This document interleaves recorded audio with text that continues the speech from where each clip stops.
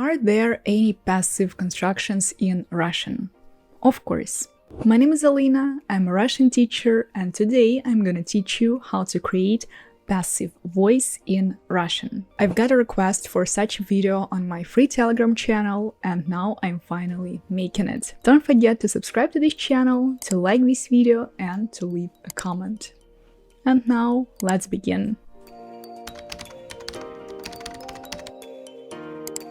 What is passive construction? Let's look at two examples. The first one. Я сделала работу быстро. Я сделала. There is a person who did the work. So it was me who did the work. There is a subject of the sentence. And the second example will be Работа сделана быстро. In this case, in this situation, the word работа is the subject, but we don't have any person who did this work. Or we don't want to say it, or we don't know who did the work. Here it's not really important. The fact is the fact. Work is done. That's why here it's a passive construction, because we don't really have a person who did it. That's the passive construction that today we're gonna learn. So how to create this passive construction in Russian? We have two options depending on the situation. The first situation, the first option, is when we talk about repeated actions or actions in a process. In this case, we will just take the normal verb and we will add the reflexive part ся to the imperfective verb. Let's look at the examples. The first one. Банки начисляют проценты по вкладам каждый месяц. That's an active construction, because банки is the subject of the action, and they perform the action. And for the second example, which will be passive, we will say проценты по вкладам начисляются банками каждый месяц. You see, we changed the word начисляют to the word начисляются. Проценты начисляются, because проценты, они, начисляются. Then the word bank, which was the subject of the sentence and it was in the nominative case in the active construction, in the passive construction will always be in the instrumental case. Начисляются банками. In our case, it's like the instrument of an action. Then, обычно я делаю видео долго. And passive construction. Видео обычно делается долго. This time, видео, оно делается. So it's kind of making on its own. And here we talk about both, about the repeated action, обычно, and about the process, долго. Also, we can use these constructions, obviously, in the past tense and in the future tense. Работа делалась 3 часа, past, and работа будет делаться 3 часа. That's how we always create past, present, and future passive constructions if we talk about repeated actions or actions in a process. So what happens when we need to talk about one-time completed action? In this case, we need a different construction. We have to use short passive participle. But to know how to use a short participle, we need to know what is long participle and how to form it. This construction is more complicated, but now we're gonna take just a basic rule. We will look at 3 possible suffixes for these passive participles in the past tense. That's the most complicated participle in the Russian language, and here if we start taking all the rules, all the exceptions, it'll be really too much. So probably later I'm just gonna create a separate video only about passive participles in the past tense. But today anyway we need to know how to form short participles, so we're gonna take just the basic, the most important rules. Past participles in the past tense we always create from verbs in the perfective aspect. That's what you have to remember. And we have 3 different groups. The first group, when the verb in the basic form ends in ять, ать, еть. In this case, we will make our participle by adding the suffix n, double n. For example, сделать – сделанный, посмотреть – посмотренный, проверять – проверенный. You see, everywhere you have the suffix n plus the ending of the adjective. Full participles and adjectives, they look exactly the same, and we change them, we decline them in the cases just the same way. The second group, when you have it at the end of the verb. In this case, we will add the suffix ен, йон. Решить – решенный, оплатить – оплаченный. You see, here you have yen, yon.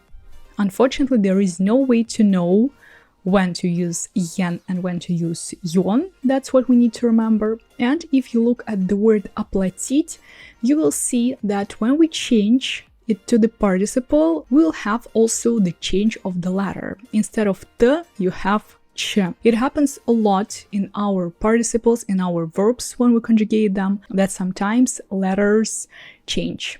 Also, that's all about exceptions, and we're gonna take it in the next video. And the last group, when we have ять again at the end or ыть.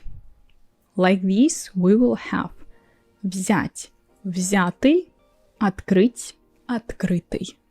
You see, that's a completely different suffix. If before two previous suffixes, they were kind of similar, double n or yen, here it's a completely different letter, and it sounds differently.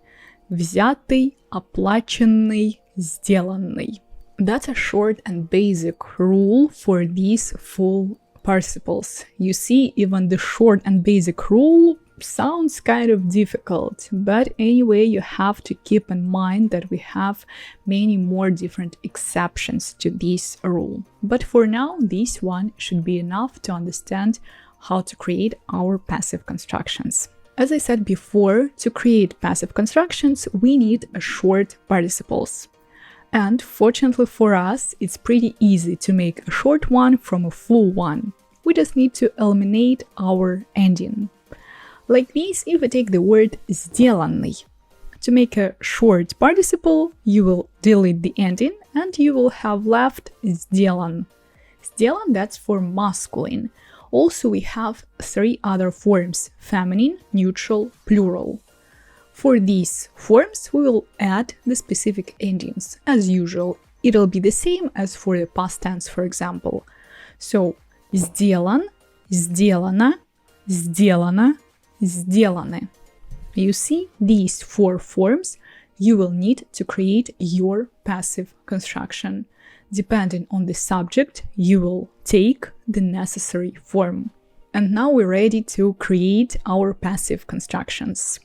For example, работа сделана, решение принято, Москва основана в 1147 году. What we have here? When you use just a separate participle, short participle, without any additional words, it means that the action has been completed not long ago. For example, решение принято or работа сделана. It means that work was done not long ago, so it still has some relation, some connection to the present tense. Or the last example that I had, Москва основана в 1147 году.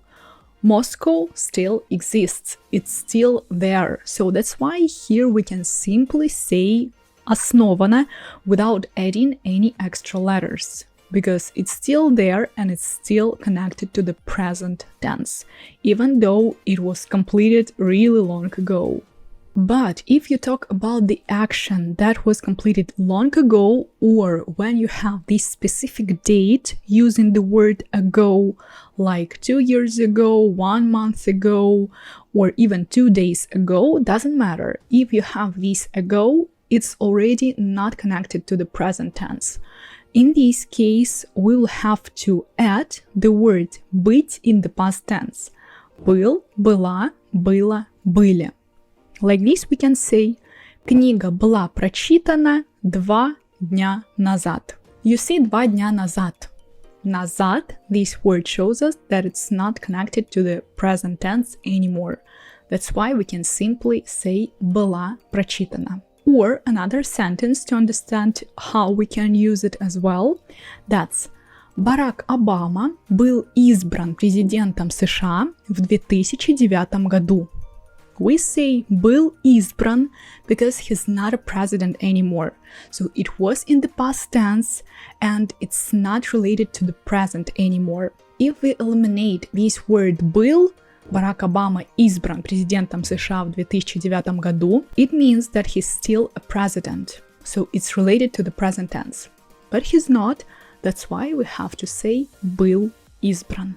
Same we can do for the future tense. If you want to talk about your future plans, future goals, you will add the word будет or будут, depending on your subject.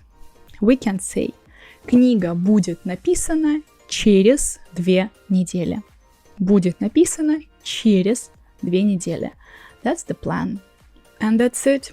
I understand that this topic is not really easy, especially when you have to take full participles, short participles, but it's pretty important to know how to say these passive constructions. It's done, it's repaired, anything you want to say, here you'll be able to say it. Just remember about these two rules, the difference between these two passive constructions, and you'll be saying it correctly in Russian. Thank you very much for watching, subscribe to my channel and learn Russian with me.